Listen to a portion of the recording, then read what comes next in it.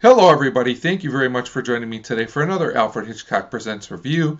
Today I will be talking about Season 5, Episode 20, The Day of the Bullet, starring Barry Gordon and Glenn Walken. And as always, there will be episode spoilers. So, Day of the Bullet is kind of a strange episode for Alfred Hitchcock Presents, and overall I'm pretty neutral on it. I didn't love it. I didn't totally dislike it either.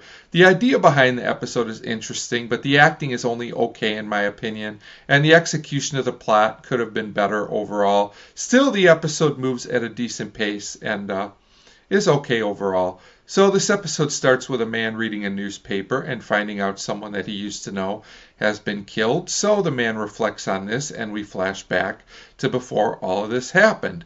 We go to two kids named Cleet and Iggy, and they are checking out a car that they like when two men, two gangsters to whom the car belongs, warn the kids not to come around anymore and look at the car and threaten to actually physically harm them.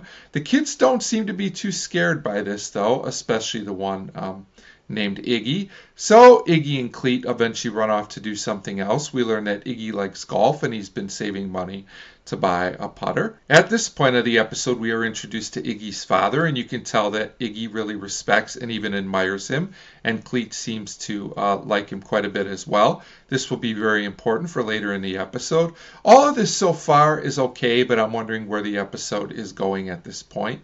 So it also turns out that Cleet is going to be moving. So the two of them, Cleet and Iggy, decide to go collect some golf balls. I guess they can sell them. I'm not really sure how this works, but I'll just go with it. So while they are doing this, they see the same gangsters, Mr. Rose and his associate, and they hide and they see him beat up another guy. So the two boys, after discussing it, decide to report this to the police, except when they go to the police station, the police don't seem to care too much about this. They obviously don't want to get mixed up in Mr. Rose's business. So Mr. Rose and Iggy's father are brought in and told the situation.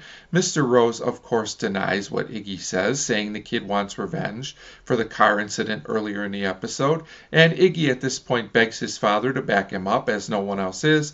But the boy's father backs Mr. Rose instead and tells his son not to make up stories, probably to protect his son, even though Iggy doesn't understand this and seems to be legitimately crushed. So at this point, Mr. Rose gives Iggy $10.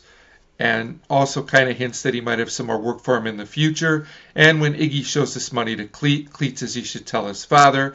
But because Iggy has lost all respect for his father at this point, he takes Mr. Rose's side in an interesting scene, although I do have to say it felt a little bit abrupt to me. So we go back to the present and find out the man reading the paper is, of course, Cleet as an adult, and that Iggy is the man who was killed, as he had turned to a life being involved in crime because of what had happened to him as a child.